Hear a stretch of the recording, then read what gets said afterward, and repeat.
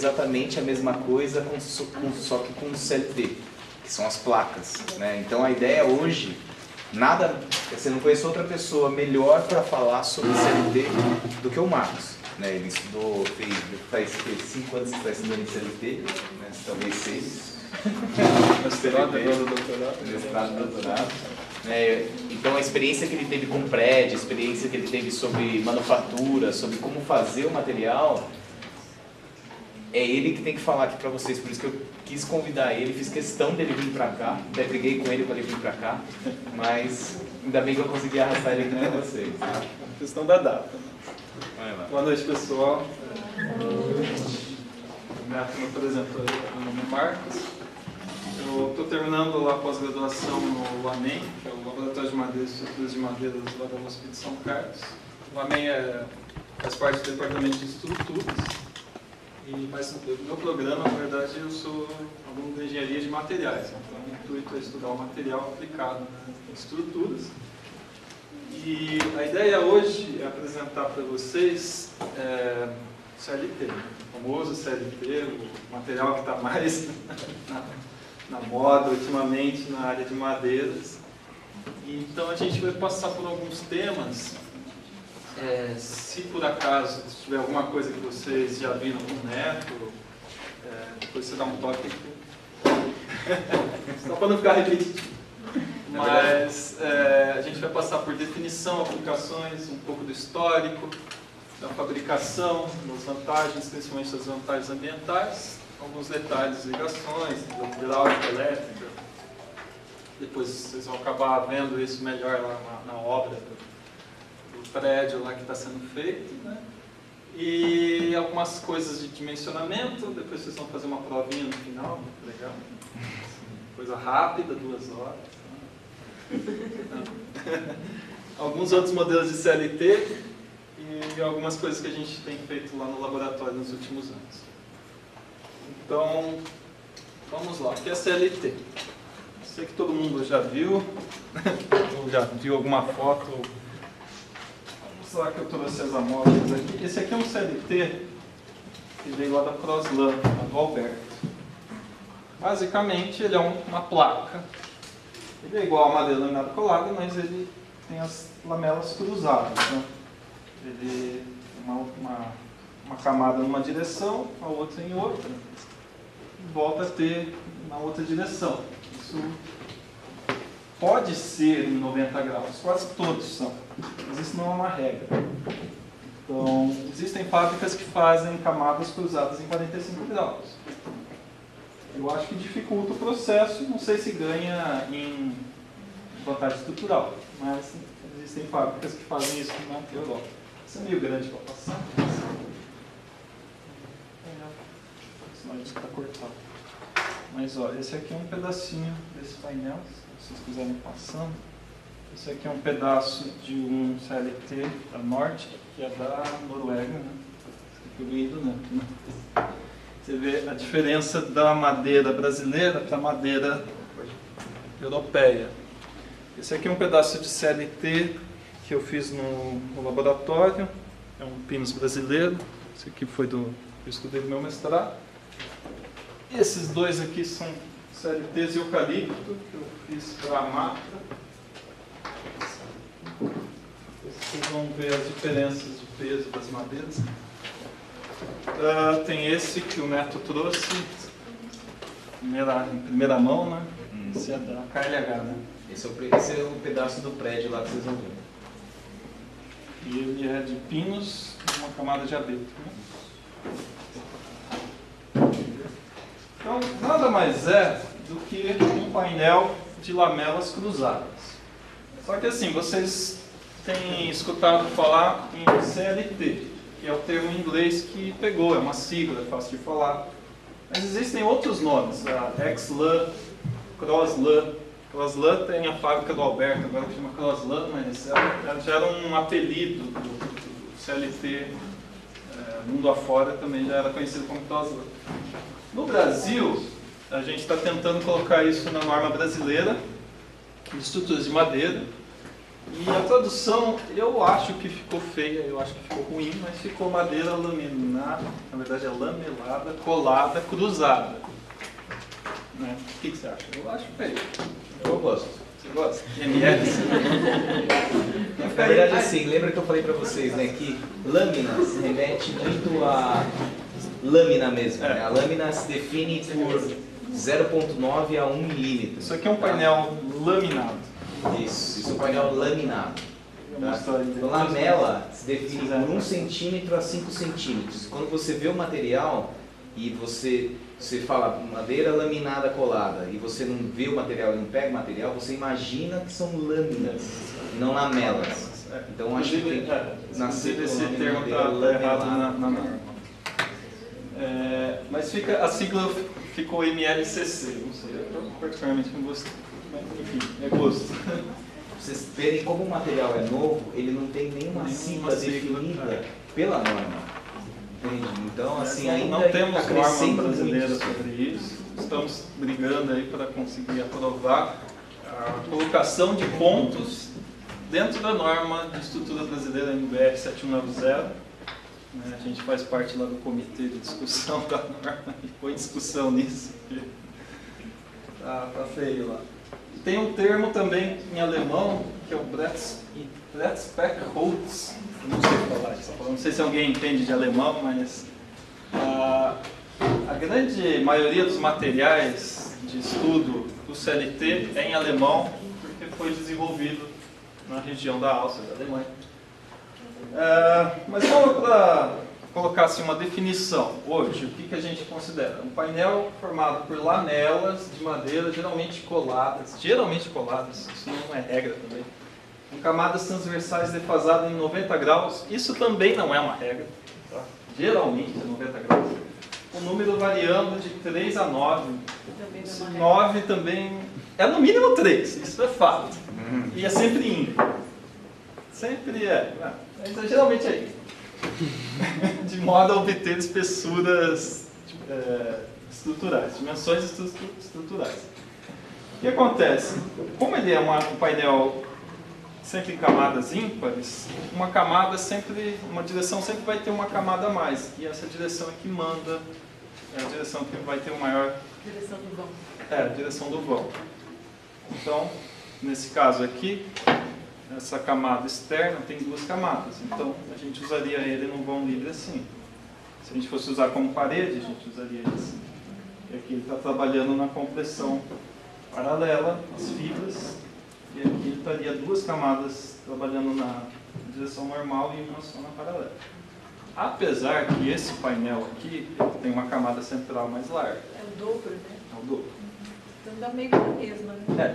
E esse específico está quase na mesma. Na flexão não dá na mesma, por causa da posição. Por causa da posição da mas como parede ele daria quase na mesma. Então, é o que vocês já viram algumas coisas, mas é isso aqui, é um painel de grandes dimensões. Essas dimensões aí varia do tamanho da prensa que a empresa tem. Porque como ele é um painel prensado, então dependendo do tamanho da prensa, você consegue fazer um painel muito grande ou não. Digamos, uma prensa de 20 metros. Podemos ter uma prensa de 20 metros. Vai dar para carregar um painel de 20 metros de caminhão? Dá para carregar um painel de 20 metros? Dá. Com muita força, mas dá.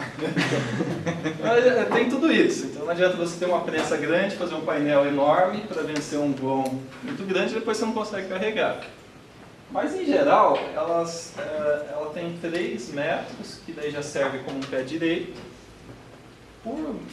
pelo comprimento, geralmente 12, 16 metros, que é um comprimento factível, fácil de carregar e já dá para ir pronto para a obra. Então o que acontece? O painel já vai pronto, já é recortado em máquina CNC, a gente vai ver esses detalhes, mas já vai lá com portas e janelas recortadas, os encaixes necessários, a maioria já vai pronto. O Neto deve ter mostrado para vocês vigas de MLC. Então, só para diferenciar, vigas de MLC são todas na mesma direção. As lamelas empilhadinhas formam uma viga. O CLT Você coloca as tábuas uma do lado da outra, depois passa a cola, vem para outra camada, do lado da outra, passa a cola, vem para outra camada, e a gente forma um painel, um grande, como se fosse uma grande viga de MLC, mas com ele ganha essa resistência cruzando as camadas. Então aqui mais... É o seguinte, lembra que a madeira é só, os canudinhos eram um sentido só, que ele trabalha em 3 dimensões diferentes? Então quando você faz CLT, você induz ele a se comportar por igual nos 2 sentidos, depende da espessura da peça. Então você tem um material que se trabalha nos 3 sentidos, até o Marcão pode falar melhor que eu, por igual. Então é mais homogêneo. Ele é mais homogêneo, ele não trabalha tanto num sentido só. num sentido só. Ele distribui as tensões. Distribui as tensões, exatamente. É isso que o Neto estava falando. A madeira é um material anisotrópico. Né? Anisotrópico é mais do que ortotrópico. Então, mas apesar que modelos de cálculo a gente só consegue trabalhar com ortotropia, que é a diferença de dimensões nos 3 eixos. Então ela trabalha diferente nos 3 sentidos. E aí quando você pega uma tábua que trabalha na largura, na altura, no comprimento, e cola em outra, na outra direção, uma trava a outra. Isso quer dizer, uma viga de MLC, ela trabalha um pouco mais, incha e retrai, mais do que um painel, uma camada acaba travando. Isso dá uma resistência muito grande e uma estabilidade muito boa para o painel. E isso abriu portas para construção em altura, que é o grande marketing do MLC, desculpa, do CLT. E até então construir em madeira nos países da Europa, dos Estados Unidos, não era muito novidade. Eles já usavam outros sistemas, eles usavam multiframe, mas para fazer casas, 2, 3 andares, prédios, 4 andares, beleza, dava conta. Mas isso aqui abriu portas para fazer prédios muito mais altos, por causa da estabilidade, por causa da rigidez que esse painel proporciona com essa questão das lamelas cruzadas. Então, para que é usado? Para paredes, para pisos, para coberturas e casas. Casas, beleza, já fazia casas. Mas deu para fazer prédios residenciais de vários pavimentos, para fazer prédios multipavimentos, deu para fazer escolas hospitalares, usando o CLT, prédios comerciais. E não necessariamente quem olha diz que é de madeira, né? Porque dependendo da fachada que você trabalha, do material de revestimento que você trabalha, você nem vê a madeira. Acho que é o caso que vai acontecer lá no prédio. Ou não? Vai ver a madeira? Aí sim. Você estava falando que tinha uma camada de concreto, achei que ia ficar tudo desmontado. Então, assim, eu particularmente gosto de ver a madeira, mas tem pessoas que não gostam dessa casa. Quem olha de fora não diz que é uma estrutura de madeira, mas é uma casa, essa é a foto interna dela. A maioria dessas obras não são no Brasil. Existem já obras no Brasil, o Alberto da Costa parece que está executando algumas coisas, mas ainda muito no início. Então aqui começou a abrir portas de prédios. Esse aqui é um prédio em Londres, que ficou muito famoso. Foi um dos primeiros mais altos que foram feitos. Esse aqui é um prédio comercial também. Hospitais, usando essa questão da madeira, até por causa do conforto que a madeira traz para o paciente. Não é aquela coisa fria, gelada dos hospitais que a gente conhece. É uma coisa mais aconchegante, passa uma sensação melhor. Se você falar no Brasil que você fazer um hospital de madeira, não sei se alguém conhece São Carlos, mas São Carlos tem um hospital escola que pertence ao UFSCar, né? E com sorte dela, mas eu acho aquilo lá uma coisa muito esquisita, porque eles fizeram uma estrutura metálica, como se fosse um tubo, um grande tubo metálico, assim, em arcos. E é tudo estrutura metálica pintada de branco, e você entra no saguão assim, tem um lago com carpas. Então o ambiente foi extremamente gelado, porque aquele laguinho, aquela estrutura super alta, redonda, de metal. E deve ter algum conceito por trás disso, mas a pessoa passa frio lá dentro. É muito frio. Então a pessoa já chega doente, sai mais doente. Não sei se... Eu não... As poucas vezes que eu precisei, graças a Deus, eu não me senti nada bem naquele lugar. Parece uma grande... Você pegar, abrir uma lata de refrigerante e entrar dentro. Não sei que conceito que foi usado, mas não sei. Eu acho a madeira bem aconchegante e passa essa sensação das pessoas. Então, o que tem acontecido no mundo? Uma corrida para ver quem está fazendo o prédio mais alto, né? Os americanos falaram que iam fazer um Manhattan, se não me engano, e os japoneses têm um projeto de um prédio muito alto. Falam em 50 andares, mas ainda está só no projeto. Esse daqui até ano passado era o maior que a gente tinha notícia. Só que esse prédio, ele é num alojamento, é tipo o alojamento da universidade lá de British Columbia, no Canadá. Ele foi feito em CLT, nesses painéis já foram levados semi-acabados, né? Todas as lajes aqui são de CLT, os pilares de MLC. Só que até existia uma discussão que esse prédio não conta, porque estava dentro da universidade e estava sendo usado como um objeto de pesquisa, então não era um prédio comercial que foi feito. E também a crítica que as duas torres dos elevadores eram de concreto. Então eles estavam falando, não, quem está segurando são as torres de concreto, a madeira está só apoiada. Né? Mas enfim, é um prédio de madeira de 18 andares, 54 metros de altura. Mas então aí apareceu esse daqui, que é até então o prédio mais alto, que é um hotel na Noruega, tem 85,4 metros de altura. Vamos ver se vai funcionar esse vídeo que eu coloquei. Então esse é, tirando a fundação, ele é todo de madeira. Um time-lapse da construção dele. Você vai fazer um vídeo assim, né? Já está gravando. Tá gravando? Então, assim, a gente vê, vou comentar, mas a pré-fabricação, você levar os elementos prontos para a obra, agiliza bastante o trabalho no loco, diminui bastante o resíduo. Assim, você vê que, vindo da fábrica, num ambiente controlado, onde o produto teve todo um controle de qualidade, ele já vai para a obra quase semi-acabado. Né? A gente percebe ali que o clima foi mudando ao longo dos meses de obra. Né? Acabou debaixo de neve. Mas é um hotel. Wood Hotel. Nome do... Criatividade, né? Quanto tempo que levou isso? Puxa vida, eu não sei. Não sei te dizer quanto tempo levou. Eu sei É só você contar quantas neves. Não deve ter sido muito tempo por causa da pré-fabricação, mas eu não sei te dizer ao certo. Eu quero que vocês prestem atenção que assim, você vê que esse prédio não tem nenhum corte concreto.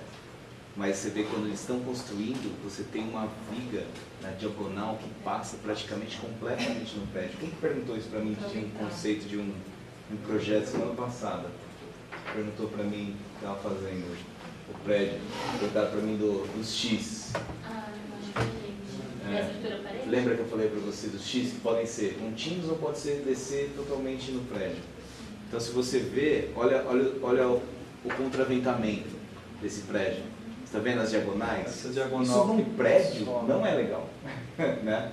Não é legal. Às vezes você tem que adotar isso como na arquitetura, né? Que você imagina na janela frontal, você vai ter uma viga em diagonal. Uma diagonal. Você entendeu? Então o corte concreto ele evita essas diagonais ou essas. Está vendo ali a diagonal? Libera a fachada. Ela libera a fachada, entendeu? E é um projeto mais complexo de fazer pela engenharia, tá? Porque ela elimina quando você faz o corte. Por isso que eu sempre falo para vocês, quando vocês começarem a desenhar, se apoiar no corte concreto, mas você vê que dá para fazer sempre. Tá? E esse negócio tem elevador. E é interessante que aqui dá para ver ali a viga passando ali, né? Na janela, cruzou a janela. São soluções estruturais que às vezes a gente não consegue fugir, né? Vocês que são arquitetos, tem que ter, senão não fica em pé. Tem coisas que não tem como fugir. Mas dá para fazer. Essa é a regra. Então assim, vamos lá. Esses são os únicos prédios? Não, tem prédio CLT espalhado pela Europa inteira. Principalmente no centro-norte da Europa. Só que são prédios menores, prédios de 8 andares, 9, prédios residenciais, mais tipo lâminas, assim. Então, são prédios que chamam muita atenção porque o pessoal quer ver a altura, é aquela briga. Não, vamos ver quem faz o prédio de madeira mais alto. Mas nem sempre o mais alto é mais legal, né? Ou mais bonito. Esse aqui em Londres é aquele que eu tinha mostrado, mas tem um outro também de 8 andares que não ficou tão famoso quanto o primeiro, né? O primeiro, sempre o que leva os créditos é o cara que fez o primeiro. Mas esse aqui estava em projeto na época, não sei se foi executado. É legal de cada um de vocês olharem para o seu projeto e olharem para os projetos que ele está apresentando, para pegar o nome e estudar um pouco o projeto. Tem muitos projetos que dá para enxergar o projeto de vocês. Né? Esses slides podem ficar. Eu vou deixar alto aqui se vocês quiserem. Falando um pouco agora do histórico, como surgiu essa ideia do CLT? Na verdade, a viga de MLC é uma coisa muito mais antiga. Já vem mais de 100 anos que é usado vigas coladas. 1906. 1906, então tem 113. E tem obras que estão lá em pé, né? Aquela estação de trem de Estocolmo, né? Então, vigas coladas com caseína de leite, está lá em pé. As primeiras colas, acho que o Neto já explicou isso, mas você pega uma árvore, vai tirar uma viga grande, uma árvore grande dá uma viga grande, mas conforme as pessoas foram usando os recursos florestais, foram entrando em escassez, né, as peças. Não tem peças muito grandes para vencer grandes dons. Qual foi a solução? Fazer emendas pregadas, emendas cavilhadas e posteriormente emendas coladas. O legal da cola é que você consegue dar maiores comprimentos e até formatos, né? Arcos, curvas, viga 3D, você mostrou a viga 3D. Viga 3D. Enfim, abriu possibilidades para a engenharia, para a arquitetura, essa questão da colagem. Para vigas, pilares e vigas. Mais para frente, mais para os anos 70, teve um professor na Alemanha, o Julius Natter. Ele começou a pensar, na verdade, uns painéis, só que usando pregos inicialmente, depois cavilhas inclinadas, e era um pouco dos primórdios disso daqui. Daqui a pouco eu vou apresentar. Aí surgiu na Alemanha o que eles chamavam de Brettstätte, que era um painel que poderia ser colado, poderia ser pregado, mas basicamente eles pegaram uma viga de MLC e deitaram ela e estavam usando ela como um painel. E aí a pessoa falou, não, mas isso aqui ela trabalha nesse sentido. O que a gente pode fazer para travar? Vamos colocar outra no outro sentido, ele trava, né? Inteligente. Aí começou, né? Isso nos anos 80, né? Então você vê que foi uma evolução. Nos anos 70 surge uma ideia, depois de uns anos vê que não funcionou, vem dá, vamos colocar uma camada para travar esse movimento. E o outro falou, então vamos colocar mais uma camada e passar cola. E assim foi. Então, no final dos anos 80, na Áustria e na Alemanha, começou-se então o que a gente conhece hoje por CLT. Aí na década de 90 inteira, começou um estudo entre universidade, começar a produção de uma indústria, produção piloto, que se não me engano foi a KLH a primeira que começou. E aí só depois, na década de 2000, é que realmente o negócio entrou no mercado, e aí teve mais de uma empresa produzindo, e as pessoas começaram a aceitar, o mercado aceitar trocar o wood frame por CLT, por painéis maciços, porque a princípio quem usava uma construção de wood frame, você falou que era wood frame? Eu só passei por cima. Aqueles framezinhos de madeira, tipo casa americana, né? Então você tem um espaço vazio ali. Para quem estava acostumado com aquele sistema falar que isso aqui substitui, eles falam, mas é exagero, para que eu vou pegar uma parede maciça quando eu posso fazer uma parede leve, que dá para 2 pessoas transportar e colocar no lugar. Então, assim, teve uma quebra ali de paradigmas no mercado. Tá? O legal disso daqui que já vinha pré-fabricado, mais estável, enfim. Mas foi uma briga ali até dentro do mercado de madeiras. Só que o CLT se popularizou nessa década, né? E aí que começou essa questão de conseguir fazer prédios, altura e tudo mais. Aí de 2008 para cá, ou seja, nos últimos 10 anos, é que o mundo em si começou a ver que os europeus estavam trabalhando com esse material, com esse tipo de estrutura.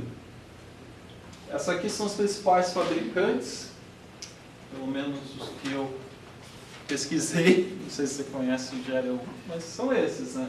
KLH, Stora Enso, Biederholz. Lá na Nova Zelândia tem um que chama Exlan, está vendendo bastante coisa aqui na Austrália.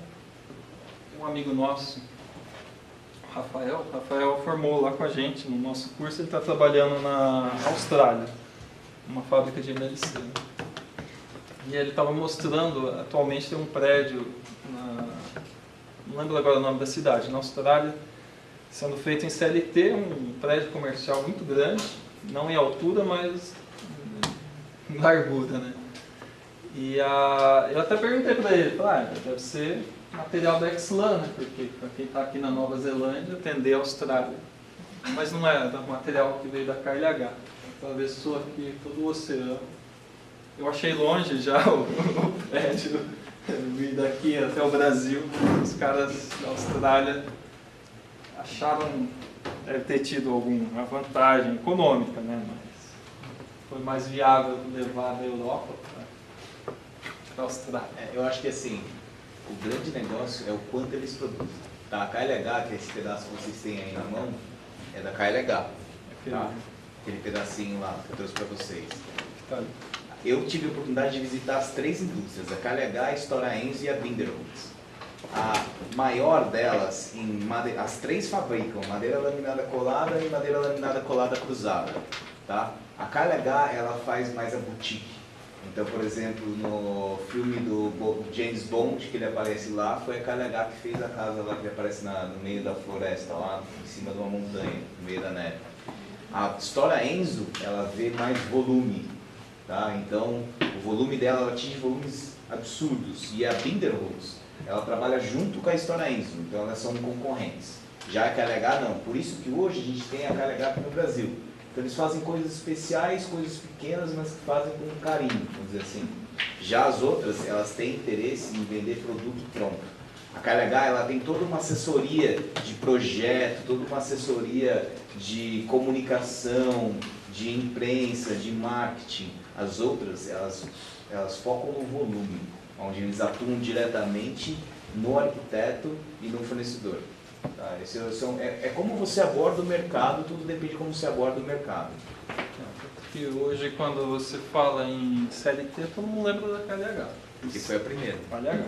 Depois você vai ver que tem outras que produzem. São muito maiores que a KLH. Muito maiores que a KLH. Vocês sabem de onde que vem a matéria-prima deles? Finlândia. A maioria da Finlândia. É interessante que o clima europeu, né, o crescimento de uma árvore é muito frio. A árvore cresce muito devagar. E o volume que eles usam para a estrutura de madeira consome muito dessas florestas. Eles fazem todo um manejo para sempre ter, não faltar. Já a gente, né, tem uma área florestal imensa. O tamanho do país. Olha o tamanho do país. Se a gente plantar uma árvore de pinos, que é basicamente o que a gente usa para fazer esses painéis coníferos, em 20 anos ela já está num diâmetro muito bom para corte. Lá, se eles plantam uma árvore de pinos, tem quem vai colher é o neto da pessoa que plantou. Tanto que demora.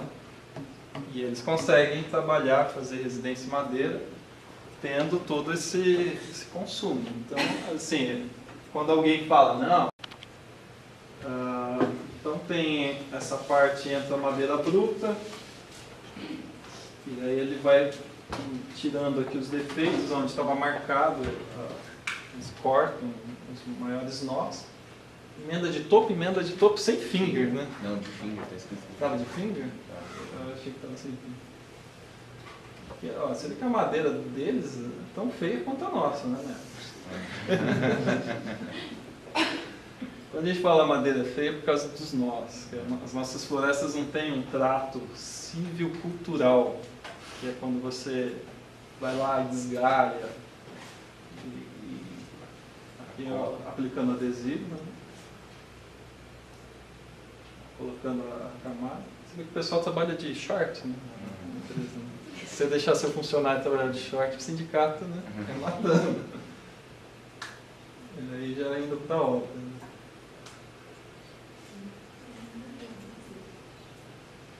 Quero que vocês prestem atenção também, quando você trabalha com uma obra dessa, eu mostrei alguns time-lapse de madeira laminada colada, você vê o equipamento pesado que você precisa para trabalhar com CLT. Já o MLC você não precisa de todo esse equipamento pesado, entendeu? Então, existem vantagens e desvantagens de trabalhar material e também existe aonde você vai colocar esse material. Se for num lugar muito difícil de acessibilidade, também você tem que pensar nisso. Apesar de estar precisando de uma grua, imagina se fosse aqui uma laje de concreto. Não, Precisaria de um equipamento muito maior. Assim, nesse sentido, ele é pesado, mas quanto mais pesado, né? Densidade de madeira, concreto, aço, a madeira ganha em peso. Aí, né? Marcos, você pode falar do conceito que se usa também, mass timber? Sim, a gente vai... Mais para o final tem uma parte disso, tá. Mas basicamente o que tem sido abordado no mass timber é construção em madeira maciça. E aí entra CLT, entra isso aqui, DLT, DCLT, entra o pregado, então é o conceito da construção em madeira maciça. Mas eu tenho alguns exemplos mais para o final. Legal. Então assim, só passando passo a passo. O que a gente faz? A gente pega a madeira, a gente classifica visual e mecanicamente a madeira. Você falou do balanceamento da viga de MLC. No MLC, a gente tenta colocar as melhores em cima e embaixo, e na linha neutra da viga a gente trabalha com umas não tão boas. Não tão boas seriam a número 2 e número 3. Isso aqui já é descarta. Você não está trabalhando com então, assim, as melhores, as classificações visuais, o que é a classificação visual? Pelo tamanho do nó, pela presença de defeitos, inclinação de fibras. A norma brasileira traz essa classificação, dá para fazer. As madeireiras, se elas quisessem, elas poderiam vender madeira classificada. Não é de interesse, mas... Já no CLT, é possível usar uma madeira até um pouco mais defeitos nas camadas centrais, porque elas não trabalham tanto quanto as camadas principais. Então, assim, dá para aproveitar um pouco mais de madeira no CLT. A classificação mecânica geralmente são equipamentos automáticos que já conseguem fazer essa classificação só com uma batidinha na peça. Você já consegue tirar esse módulo de elasticidade. E aí a gente também, além de classificar as peças com menores defeitos naturais, a gente pega as que têm as melhores propriedades mecânicas e põe nas posições mais solicitadas. É assim que tem que ser feito. Não sei se as empresas estão fazendo assim, mas é assim que tem que ser feito. Os adesivos. Os mais usados são os poliuretanos porque eles são monocomponentes. Então, você abriu a embalagem, ele começa a reagir com a umidade do ar. Então, ele é fácil de utilizar, não tem muito erro. Você abre a embalagem, usa. O que sobrar na embalagem, perde. Não é assim? Sobrou, perdeu. Então não tem muito o que fazer. Mas você não precisa ficar misturando dois componentes. Tal. Já o fenol resorcinol e a melamina, ureia e formaldeído, eles são bicomponentes. Então tem um adesivo e tem um catalisador. E aí tem quantidades e pesos certinhos. Então, para uma indústria usar isso aqui, precisa um pouco mais de controle, dificulta um pouco mais. Além do que eles são mais tóxicos também. Porque esse aqui tem fenol e esse aqui tem formaldeído. Mas são adesivos considerados estruturais, porque eles conseguem resistir aos ensaios, de modo que não quebra na ligação polar. Durante os ensaios, quem tem que quebrar é a madeira. A resistência da madeira a gente conhece. A gente confia muito na cola. Se você faz uma residência, um prédio, com isso aqui, e daí ele descola, não vai ser muito bom. Então a gente tem que confiar muito na cola, e é por isso que a gente especifica sempre adesivos de qualidade estrutural. Lá no laboratório de São Carlos a gente fez muitos ensaios para vários fabricantes de adesivos que tentam fazer um adesivo nacional para a estrutura de madeira, porque isso aqui é tudo importado. Hoje a gente não tem no Brasil nenhum produtor de adesivo estrutural. E aí tudo importado, tudo em dólar, né? Tal, quilo do adesivo. R$ 54 o quilo. R$ 54 o quilo. Isso dá em... Quanto está o euro? 4? Não, R$ 54 o quilo. Reais, né? Mas se fosse em euros, seria 10 euros. Então, para quem está na Europa, talvez seja barato. Para quem está no Brasil, com importação, tá? Não é muito barato adesivo estrutural. Poliuretano que você usa.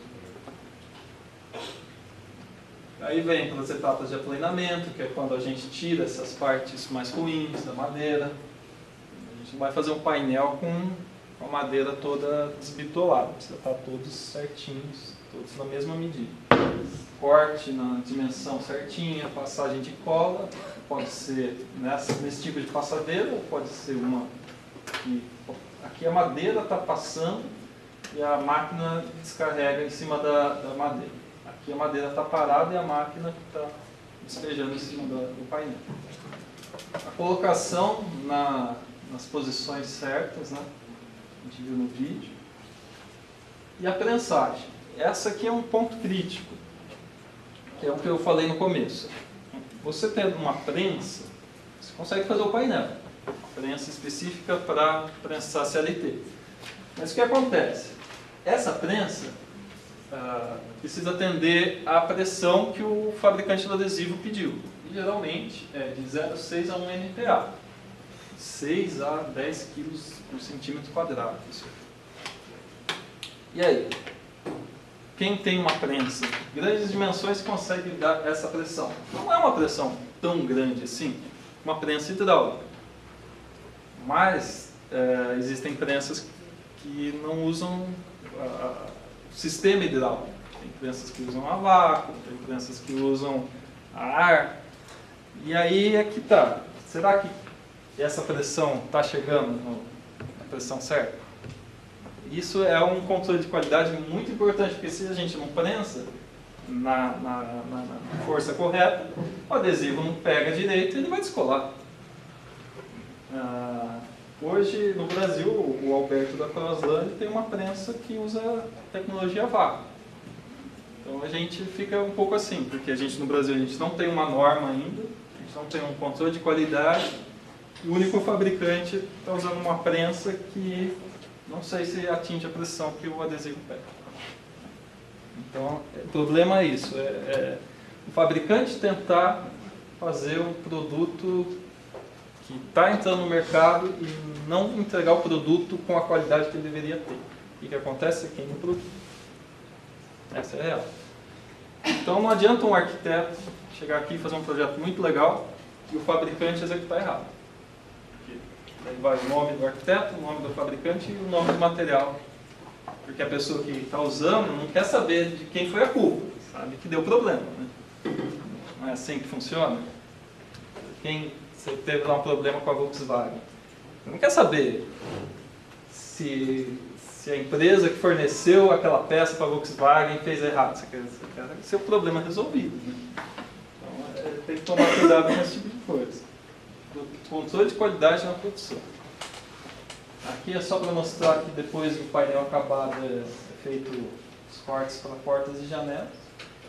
Vantagens, principalmente vantagens ambientais do CLT. Uma das vantagens mais interessantes do CLT e da construção em madeira em geral é a resistência a terremotos. Não é um problema que a gente tenha no Brasil, mas é um problema que acontece com frequência no Japão, na Europa, em alguns lugares da Europa, né, na Itália. Isso aqui até tem um vídeo no YouTube desse ensaio aqui, que foi uma universidade italiana junto com os japoneses. Eles construíram uma base vibratória e construíram um predinho em cima dessa base. E aí chega a ter acho que chega até 9 ou 10 graus na escala Richter. Aqui dentro foi montado móveis, bonecos, simulando os habitantes do prédio. Ele chacoalha, mas não cai. Interessante. Por quê? Porque a madeira tem essa questão, essa característica natural de absorver mais impactos. Até por causa dessa questão das células, desses vazios internos, ela consegue absorver. Diferente de um concreto, que é um material frágil. O concreto é uma cerâmica, né? O que acontece com uma cerâmica? Quebra, se desfaz. Se chacoalhou o prédio de concreto, ele quebra. De madeira ele não quebra, ele resiste mais a terremotos. Mas, enfim, toda a questão... Eles chegaram a fazer o teste com outros materiais ou só com a madeira? Nesse vídeo eu só vi madeira. Mas tem um vídeo que ele faz um de concreto e um de madeira. Daí você vê o concreto quebrando a armadura, torce e abaixa. E esse daí ele balança, mas ele balança muito. Tem um deslocamento de 2 metros. Mas não cai. Estado limite de serviço foi para o espaço ali, né? O estado limite último não chegou. Mas, enfim, a questão do uso da madeira, que a gente estava falando no começo, é o único dos 3 materiais, né? Concreto, aço e madeira, é o único dos 3 materiais que você consegue renovar, né? Você ter ali um trato, cuidar da sua floresta, replantar a sua floresta, reflorestar, você sempre vai ter. O que acontece com os outros materiais? Você vai agredir o meio ambiente para retirar ele do solo, seja um mineral, seja calcário, material para fazer concreto, pedra. Isso não volta, né? Você, no máximo consegue reaproveitar uma de demolição, mas não volta para a natureza. Então, quando a gente fala de emissão de CO2, armazenamento de carbono, não tem outros materiais que ganhem de madeira. Então, hoje na Europa, principalmente, que é o berço do CLT, o que acontece? Existe toda uma norma, existem aquelas questões dos protocolos de Kyoto, dos acordos de Paris e tudo mais, onde os países têm um certo prazo para reduzir as emissões. Então, cada setor da indústria está tentando melhorar em alguma coisa, porque o governo incentiva isso. Na indústria da construção civil, o que acontece? Construção em madeira. É onde você consegue maior redução de emissão de CO2, de reaproveitamento de material, acúmulo que eles chamam de pegada de carbono. Tem toda uma questão ambiental ligada à madeira.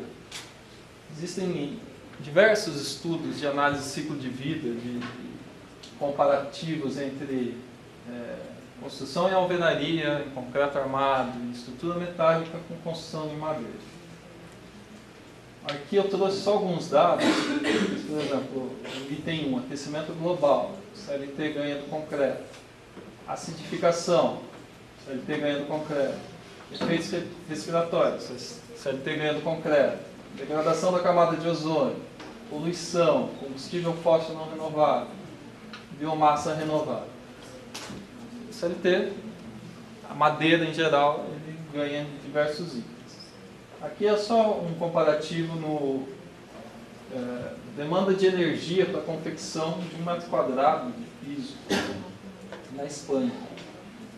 Tanto que os materiais cerâmicos, né, no caso aqui o cimento, cal, cerâmica para fazer a alvenaria, argamassa, consome de energia. O aço, então, só 1/4 de toda a energia, enquanto a madeira está aqui em cima, assim, consome 2%.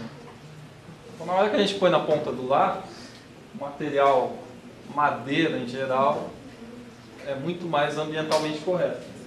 Diferente daquela história de, não, você está usando madeira, você está destruindo a natureza. Tem que ter cuidado com alguma propaganda aí que a gente vê que não é bem isso. Outra coisa, a gente aqui, no Brasil, a gente não se preocupa muito com conforto ambiental, conforto térmico. Talvez vocês, arquitetos, são grandes conhecedores dessa área. Mais do que os engenheiros. Mais do que os engenheiros. Porque o que acontece aqui? A gente constrói um prédio, se tiver frio a gente mete um aquecedor, se tiver calor a gente mete um ar-condicionado. Não é assim? Que conforto térmico tem nas nossas obras? Não tem muito, né? Zero. Né? Já na Europa, se a pessoa não se preocupar com o conforto térmico, ela vai congelar. Principalmente no norte da Europa. Então, o que acontece com o CLT, a madeira em geral, por essa característica de vazios internos, ela já tem essa questão mais isolante. Porque o melhor isolante que temos é o ar, né? Depois do vácuo. Como a gente não consegue colocar vácuo dentro das paredes, a gente trabalha com ar. E a madeira ela tem ar nos vazios internos dela, então ela é naturalmente mais isolante. Se você for fazer um teatro e colocar um revestimento de madeira, isolamento acústico vai ser muito melhor. Só que o que acontece? Quando você emenda um painel no outro, você tem frestas. Né? Depois eles têm que fazer todo tem até um esqueminha ali que mostra tipo uma camadinha de borracha, assim, exatamente para não deixar o ar quente sair, o ar frio entrar e vice-versa. Só que nos outros materiais também tem essa questão de temperatura, de perda de energia do aquecimento interno que eles têm, da calefacção e tudo mais, para fora. Então aqui o betão é o concreto, né? Então você precisa de uma camada de 22 centímetros de concreto para isolar essa temperatura para fora. Painel de madeira você precisa de 10 centímetros. E uma alvenaria de tijolo você também precisa de 22 centímetros. Então, um artigo bem recente, inclusive. Então, assim, você precisa de muito menos material para isolar a mesma temperatura. Lógico que precisa ter cuidados nas emendas. E aí também é o frio fora e o calor dentro. Então você está considerando para um clima frio. Isso. Né? E, na verdade, assim, no nosso caso seria o calor fora e o frio dentro, e deles é o calor dentro e o frio fora. Mas é um painel que a gente gastaria menos energia em ar-condicionado, por exemplo, para ter um conforto térmico muito melhor. Se a gente morasse em residências de madeira, etc. Então, uma vez que a gente vicia no ar-condicionado, não tem. Todo lugar que a gente chega, a gente fala, não, tem que ter ar-condicionado. Anda num carro sem ar-condicionado, porque a gente fica com essa questão do calor, né? Mal acostumado. No Brasil, né? País tropical. Aqui, só mostrando alguns detalhes, esse material é da KLH, inclusive. Essa fita aqui, azul, é essa fita de isolamento que eu tinha falado aqui, que evita essa perda de energia térmica. E ajuda também na acomodação entre um painel e outro. Aí tem toda uma questão desses conectores. Esses conectores basicamente são feitos pela Rotoblas. Tudo Rotoblas. A KLH não fornece.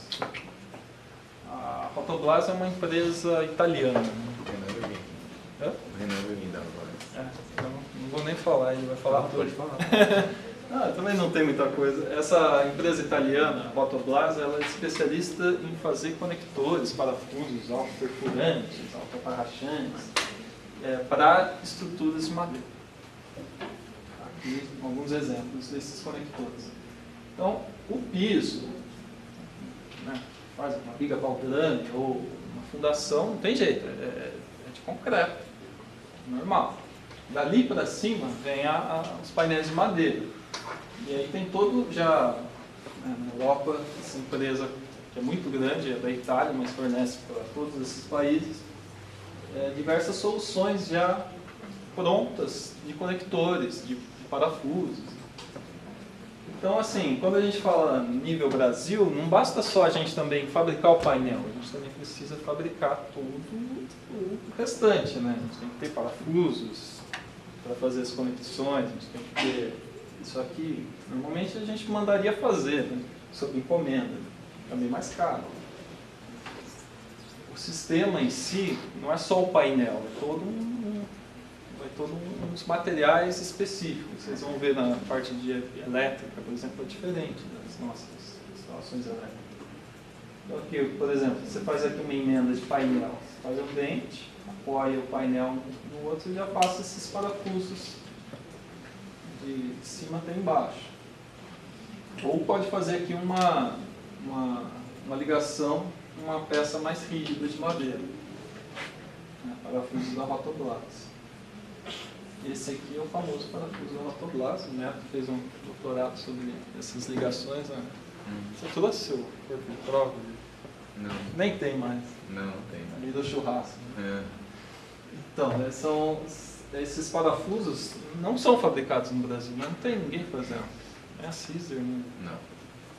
Então, são todos importados. O que acontece? Ele tem aqui na ponta uma broquinha que já... Você não precisa pré-furar. Vim pré-furando e depois vim atrás com outra da pessoa colocando os parafusos dele mesmo. Já serve de broca, ele já é autoatarrachante e autoperfurante, né? Então é um parafuso, geralmente são parafusos muito grandes. Uma boa, consegue penetrar nos painéis e bastante no outro elemento que está sendo conectado. Só mostrando aqui alguns esquemas de instalação elétrica, porque as pessoas sempre perguntam, mas se o painel é maciço, como é que eu vou quebrar para passar a instalação elétrica? Porque as nossas obras é assim, a gente primeiro constrói, depois a gente destrói para passar elétrica e hidráulica, depois a gente constrói de novo para fechar a elétrica e hidráulica dentro da parede. Né?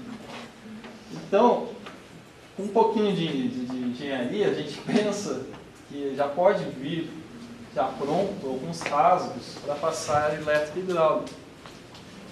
Ou mesmo, dá até para fazer na obra, dependendo do tamanho da obra, não foi muito grande. Só que o que acontece? A pessoa tem que ter a noção que ela não pode furar o painel até onde ela quer. Ela pode furar no máximo uma camada. Porque se você fragilizar mais do que uma camada, você está transformando um painel em dois. E vai ter uma ruptura aqui. Então, assim, você perceber que o rasgo para passar tanto tubulação quanto elétrica é sempre uma camada. Se você precisar cortar duas, você tem que cortar em cima do apoio. Pode cortar no meio, ou de baixo para cima, enfim. Existem algumas características de como fazer esse embutimento da elétrica e da hidráulica. Então, assim, consegue, por exemplo, passar dentro da camada central, né, embutir aqui dentro, uma foto melhor, isso aqui. Então a camada central ela não trabalha tanto quanto as camadas de fora, né? Então se você conseguir embutir na camada central é uma solução melhor. Porque olha essa mangueira aqui, não é o que a gente usa, não é um conduíte desses que a gente usa normalmente, é um conduíte especial para um sistema construtivo. Então, assim, tem toda uma característica de ter o painel de madeira, ter o conector metálico, parafuso para esse tipo de painel, a ligação elétrica para esse tipo de painel, hidráulica. Dá para fazer o banheiro de madeira? Dá para fazer o banheiro de madeira. O que acontece? A gente precisa aqui assentar um um material impermeável, pode ser até um gesso à prova d'água, desses gessos acartonados, drywall à prova d'água, e sobre ele assentar a cerâmica. Aqui dá para fazer um revestimento, uma manta, pode ser uma manta bituminosa, alguma coisa, mas que não deixa a água penetrar na madeira. Assim, água e madeira, elas não combinam. Então, se você conseguir proteger a madeira, ótimo. Então, o que acontece? Você pega uma manta aqui, já começa 20, 25 centímetros aqui em cima, dobra ela, passa sem emendas, e aí sobre ela dá para colocar uma cerâmica ou até um concreto magro e aí fazer o assentamento do piso. A tubulação dá para passar por shaft, que é uma solução que é usada normal hoje em dia em apartamentos.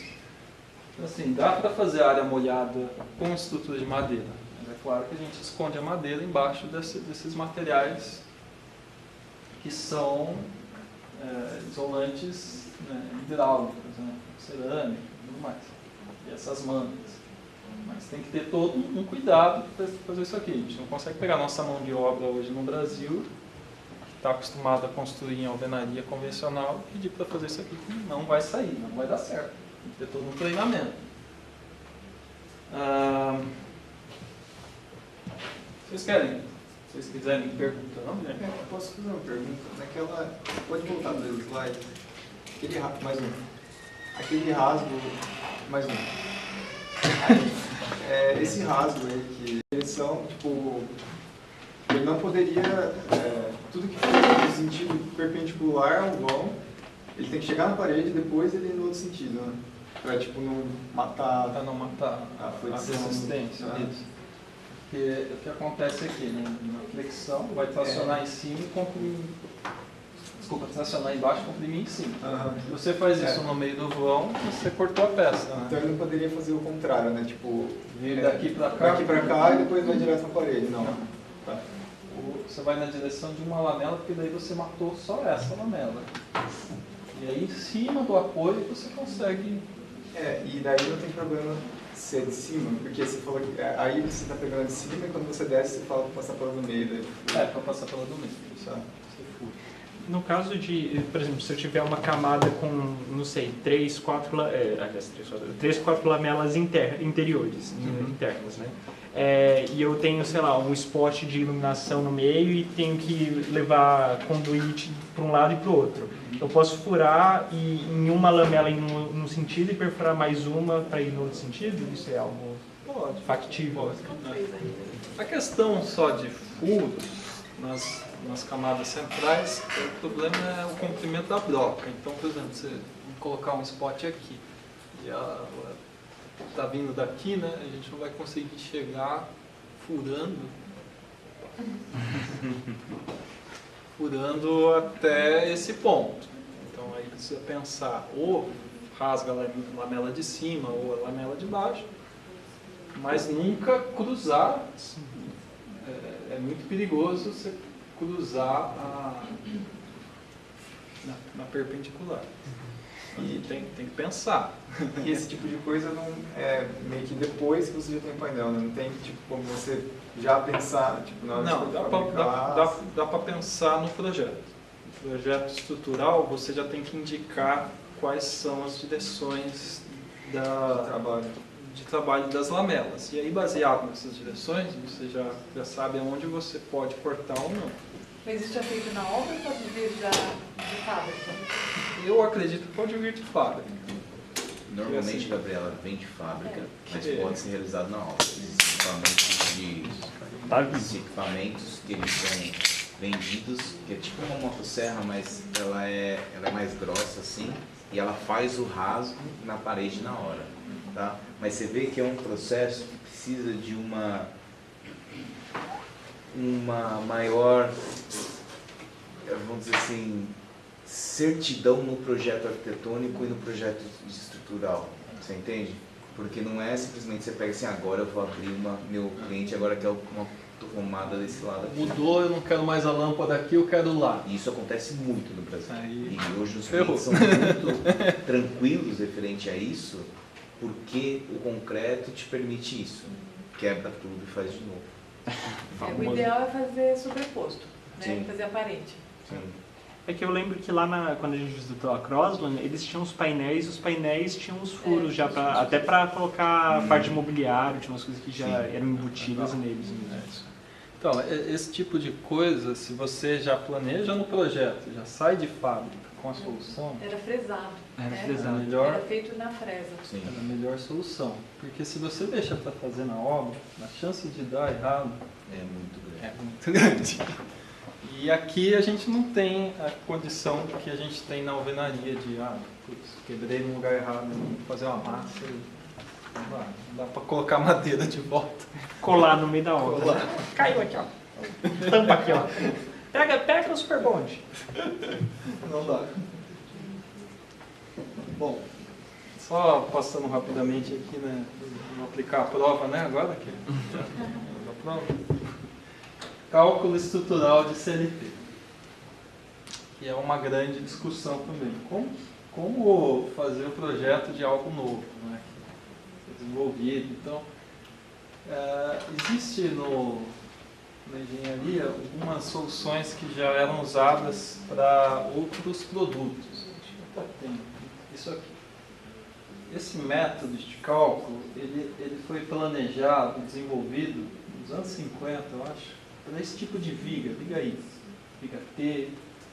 E ele foi adaptado para a realidade do CLT. Existem métodos de cálculo mais precisos e surgiram, foram desenvolvidos nos últimos anos, mas que são mais complicados e dão o mesmo valor se calcular por esse método aqui. Então, quase que o mundo inteiro está usando esse método, porque ele é mais simples. O pessoal chama de método Gama. A nossa norma não é Gama que a gente chama, esqueci agora. Método da redução das inércias, uma coisa assim. Mas, basicamente, o que a gente precisa achar no CLT é a rigidez efetiva. Por quê? Porque a camada na direção transversal, ela não existe a mesma coisa que a camada na direção longitudinal. E, então, ela precisa ser desconsiderada. Mas desconsiderar quando? Então, esse gama, na verdade, é um fator de redução. E o que influencia esse gama é esse Gzinho aqui que a gente passou a chamar de Rolling shear. Rolling shear é um fenômeno que é como se fosse esse aqui da foto. Não sei se vocês percebem que as fibrinhas da madeira, ela escorregou. Só que ela, não é que ela simplesmente escorregou, ela rolou uma sobre a outra. Lembra dos canudinhos? Você falou dos canudinhos, né? Os canudinhos, é como se os canudinhos rolassem uns sobre os outros. Isso acontece quando o CLT é flexionado. Então essa camada que está na direção transversal, ela não resiste e ela rola uma sobre as outras. Então esse fenômeno não existia em outros produtos de estruturas de madeira e ao longo dos anos, né, dos estudos e tudo mais, percebeu que acontece isso. E aí a gente precisa dimensionar todo o painel baseado na resistência do rolling shear, que ele quando ele rompe, ou ele rompe por tração ou ele rompe no rolling shear, dependendo da madeira. Então aqui a gente usa ele no cálculo para calcular esse fator de redução para achar a resistência do painel. Então esse aqui é o famoso... Quem for pesquisar CLT sempre vai achar esse termo aqui, rolling shear. Raio de rolling shear. Rolling shear é cisalhamento, né? Então em português ficaria cisalhamento rolante. Né? Tradução horrível também. Péssimo. Mas isso aqui é mais para os engenheiros, o rapaz, né? Como é que é seu nome? Gustavo que vai curtir isso. Acho que não, né? Então, assim, um pouquinho de conta, né? Isso aqui, se fosse calcular na mão, fazendo umas continhas, a gente teria uma situação assim. Cada painel tem uma espessura de lamela, cada lamela tem uma resistência. E aí a gente junta tudo isso aqui, acha esses coeficientes A, joga tudo dentro daquela fórmula. A cara da moça melhor. E aí a gente calcula a rigidez do painel. Precisa? Talvez, a gente acha tensão das tensões normais, tensões de cisalhamento no painel. Mas o fabricante já dá para é muito mais rápido. Né? Sim, né? Já vem tudo pronto de fábrica, né? Então assim, essa aqui é uma tabela da KLH, que já tem aqui as dimensões dos painéis, 3 camadas, 5 camadas, tem aqui 7 camadas, tem até uns especiais de 8, então daí quebra aquela ideia das camadas ímpares. E aí já vem todos os valores das inércias efetivas do painel, os vãos, enfim. Então, o que acontece? O projetista vai chegar e falar, não, vou usar um painel da KLH. Esse aqui atende, vamos ver se atende. Aí você pega esses dados e utiliza no seu painel, no seu cálculo. Lógico que existem soluções já prontas hoje em dia, são alguns softwares. Esse aqui é até onde eu sei, é o que está sendo mais utilizado, né? O Blau, que vocês estão usando lá também. Esse software é um software alemão, mas ele tem na biblioteca dele diversas normas, inclusive a norma brasileira de madeiras, mas ele não é só para madeiras, ele tem diversos materiais. Mas ele tem um módulo só para cálculo de CLT. Então você já simula em 3D uma estrutura de CLT, já economiza bastante mão de obra de engenharia. E aqui, assim, só para exemplificar algumas situações, né? Isso aqui, por exemplo, é uma parede totalmente apoiada. É aquelas fotos que a gente viu. Por exemplo, se tivesse uma viga balderame aqui, a parede está totalmente apoiada. Você tem descarregando todos os esforços diretamente na fundação. Aqui já é uma situação diferente. É como se a parede fosse uma meia viga. Então, essa situação estruturalmente é diferente dessa. É diferente dessa também, ó, uma parede, uma janela, cria uma viga aqui. Não é mais trabalhando um elemento único. E aqui, por exemplo, se a gente tivesse só duas brocas de fundação, por exemplo, e colocasse um painel, ele está trabalhando com uma grande viga. São 4 situações totalmente distintas que, às vezes, você, num projeto, seja de uma casa térrea, de um prédio, dependendo da arquitetura do prédio, você vai tendo essas características. E cada uma delas leva um dimensionamento diferente. Né? Aqui, por exemplo, a gente tinha uma porta, a pessoa deitou esse painel aqui, porque ele, na direção longitudinal, ele não suportaria esse vão dessa porta. Provavelmente é um painel bem estreito, mas foi uma solução, colocar o painel deitado, porque ele está trabalhando como uma viga.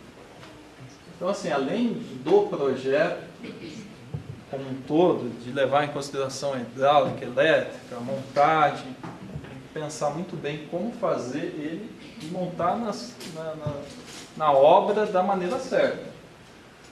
Então, assim, é fácil, mas tem todo um planejamento antes. Quando a gente vê ali no vídeo, chegando madeirinha e o cara vai colocando, parece fácil, né? Essa parte parece fácil, né?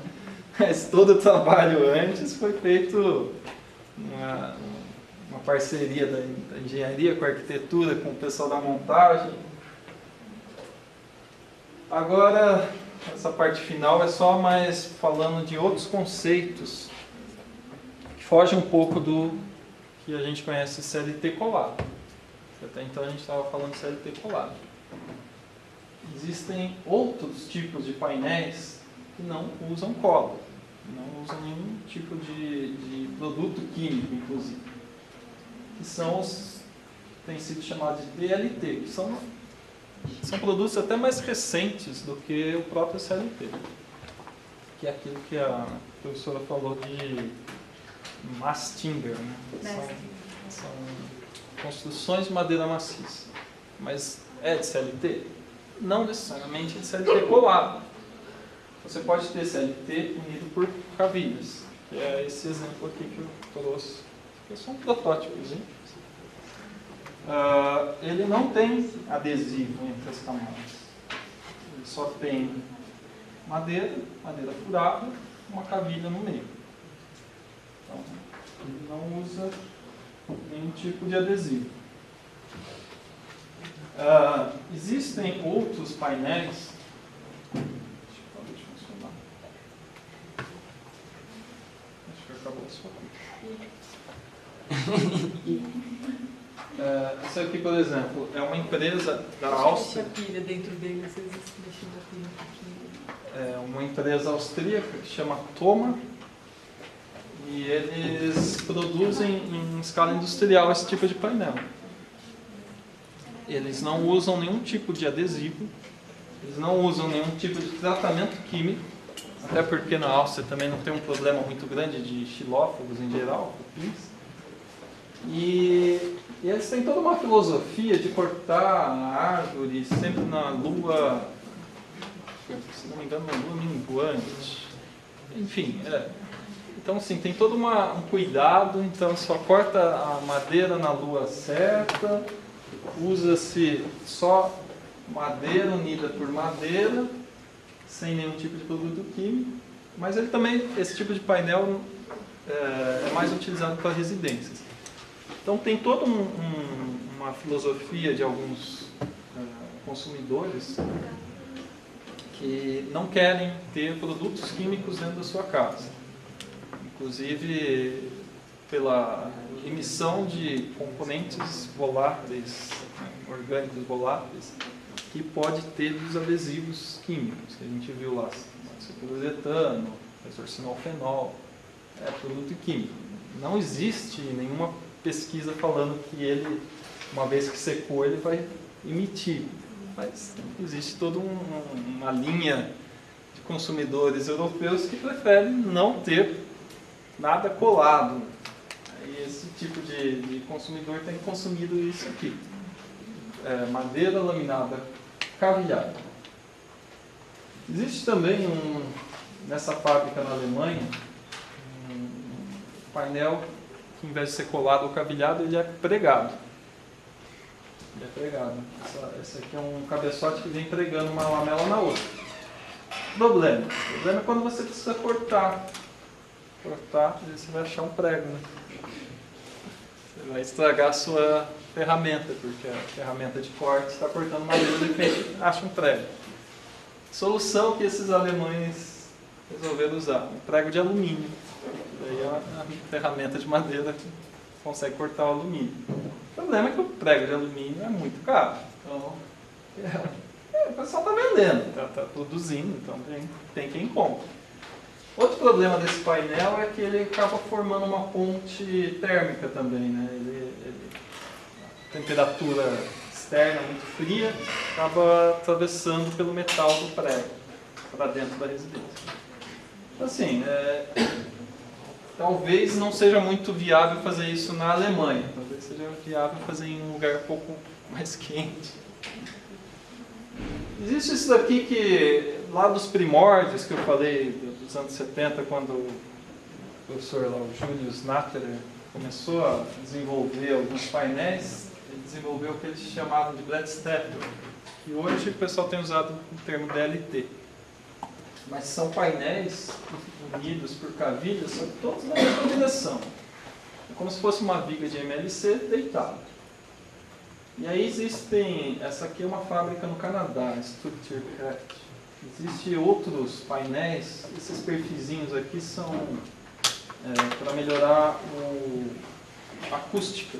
Então, se você usar isso numa sala, num teatro, alguma coisa, esses painéis são melhores do que os lisos, né? Então, tem diversos tipos de painéis e também é produzido em escala industrial. Esse aqui também é um tipo de NLT, só que em vez de ser cruzado, ele é todo na mesma direção, pregado. De novo, se coloca em pé, vira uma viga, se coloca deitado, vira um painel.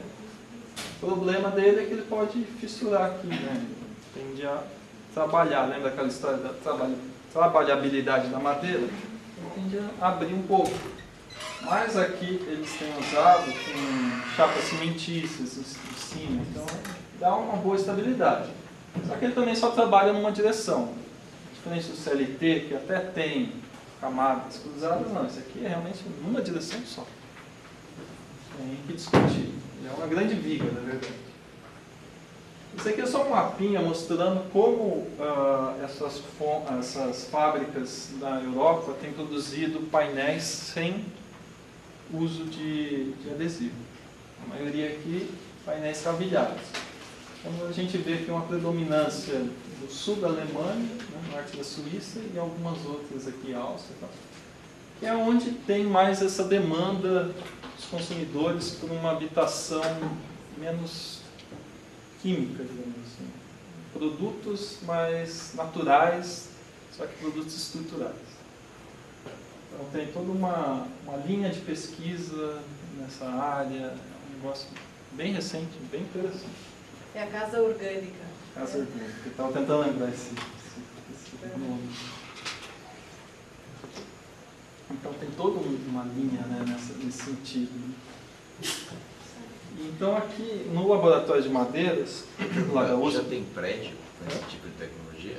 Prédio não. O que eu consegui ver foi no máximo casa de 3 pavimentos.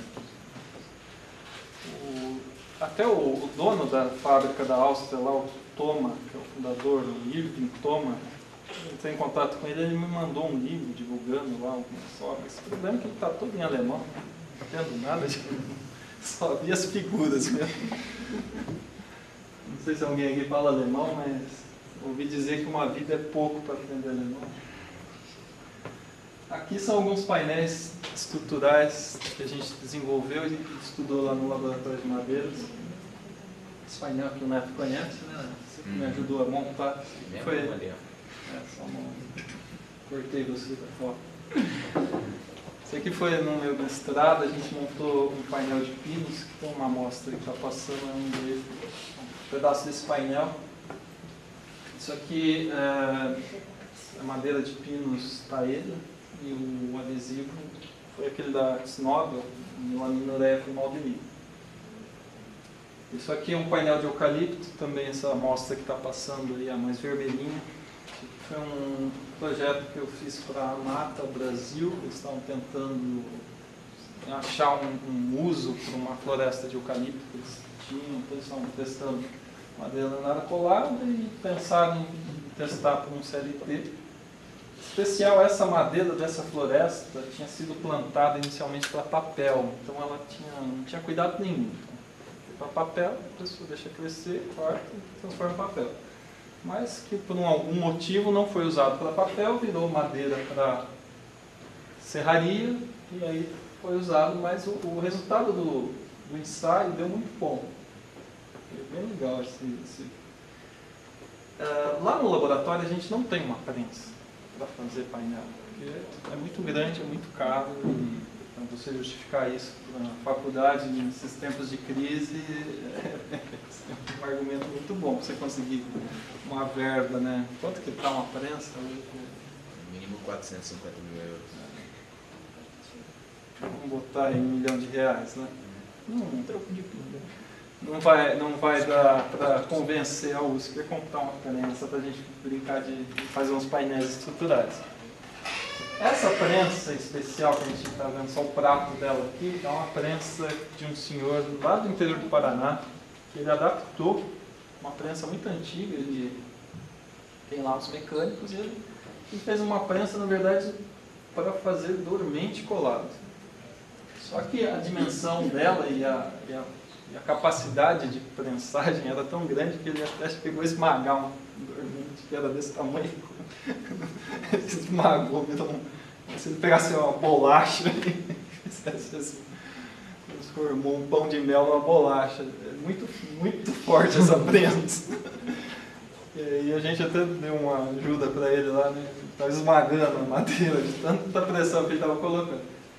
E a gente viu que dava para usar para fazer com CLTs, né? E aí conversando, ele é um cara fantástico, um senhor que tem quase 80 anos de idade, podia estar em casa cuidando dos netos, mas ele prefere ir lá e tentar umas coisas. E aí ele emendou a prensa dele, você viu? Ele aumentou, né? Aquela de Pinas, ela ainda, a gente usou ela aqui, né? Aqui já não, o prato estava emendado, né? Ele aumentou. Dá para fazer 3 por e-mail. Legal. Começar a fazer, né? Então, assim, é uma prensa legal, uma capacidade muito boa de prensagem que atende a especificações de prensagem que os adesivos estruturais pedem.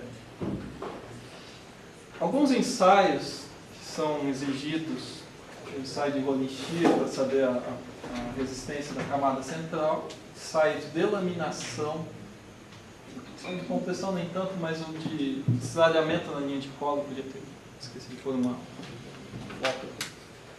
Mas são os ensaios importantes. Esse de delaminação é o seguinte: a gente põe dentro desse autoclave com água e pressão por meia hora, depois a gente inverte, põe 2 horas de vácuo, depois põe água e pressão de novo por mais 2 horas.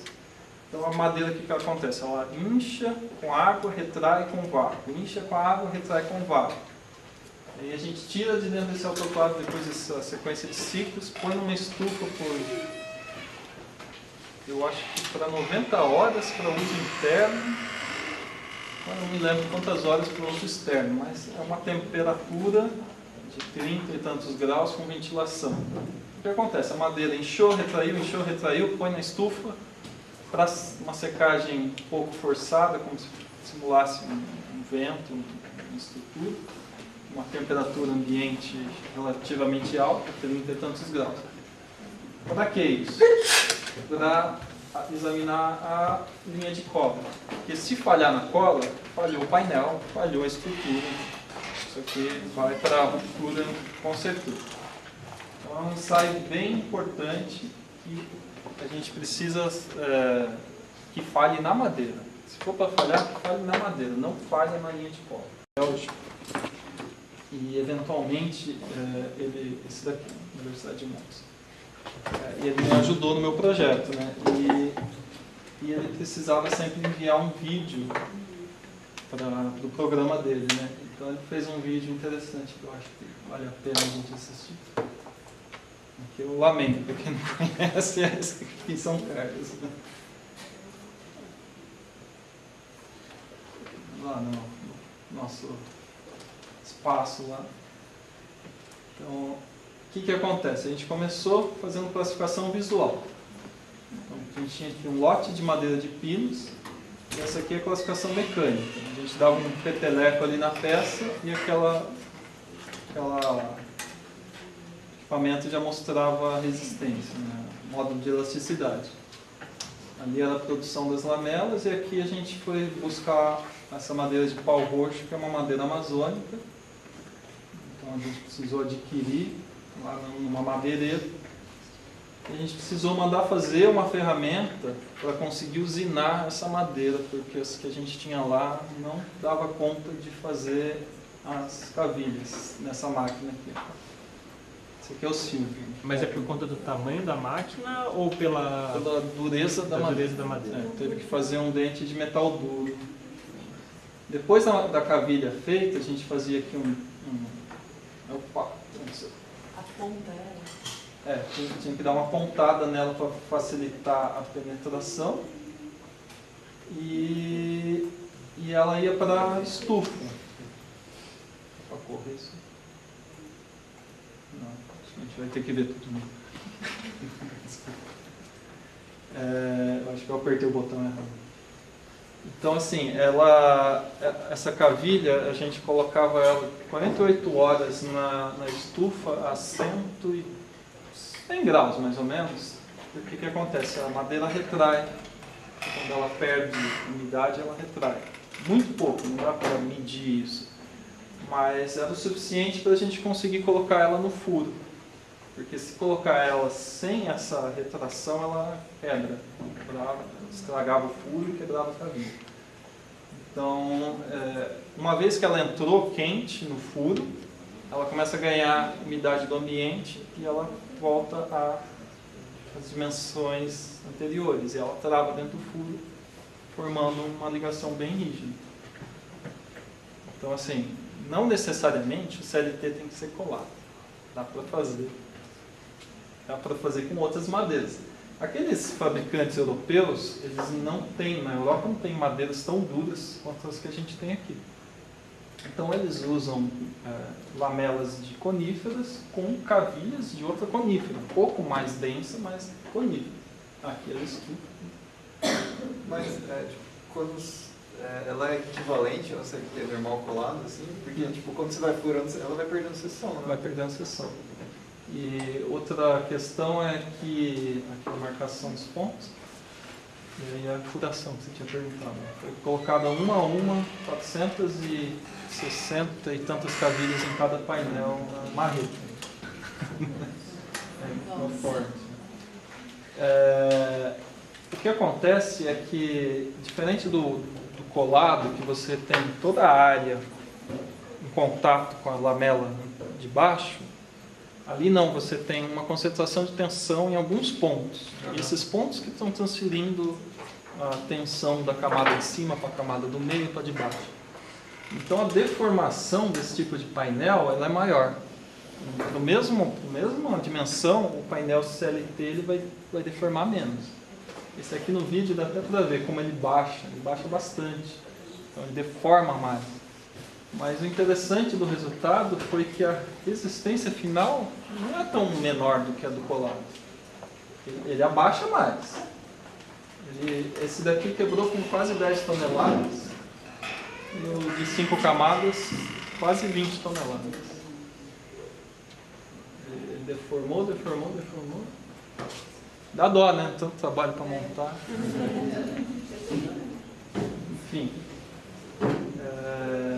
É interessante porque se você pensar na solução estrutural, né, dá a impressão que ele é menos rígido, né? Mas ele não é tão menos rígido assim. Mas a produção industrial dele tem máquinas para colocar essas cavilhas? Mas é uma prensa mesmo, essa máquina ou não? Não é uma prensa. Você tem assim, um gabarito para manter as peças no lugar. Mas aí ele vem com uma furadeira. Tipo, vai... faz o furo e daí vem um outro braço e enfia a cavilha lá. Ah, tá. CNC. A gente ali fez uma a uma. Nossa. Ia colocando, eu ia abrindo o furo menor, o técnico vinha com o furo maior. Inclusive o furo ele tem que ser um pouquinho menor que o diâmetro da cavilha também, que é para ajudar a entrar bem rígido, bem apertado, porque se ficar folgado não vai dar certo. E aqui foi, né? Então foram 2 painéis. Isso aqui são os outros tipos de painel cavilhado e pregado que a gente fez também lá. Só que aqui já é aquele painel na mesma direção. Aqui é só para mostrar como que a gente colocou as cavilhas. A gente pegava 6 lamelas aqui, daí defasava tanto, pegava mais 6 e ia intercalando. Mas é aquele tipo de painel que só trabalha numa direção. O teste dele. A gente fez o mesmo painel também pregado.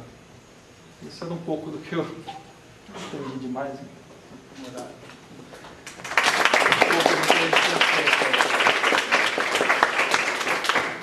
Não sei se eu fui muito claro, se ficou muitas dúvidas, mas se quiserem anotar, pode mandar e-mail.